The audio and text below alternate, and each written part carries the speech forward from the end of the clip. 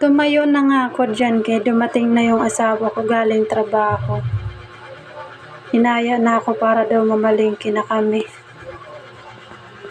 Di niya daw kasi alam yung bibilhin na ulam. Ayan, napag-isipan nga namin na hipon na lang. Halagang 150 lang naman yan. 3 lang naman kami.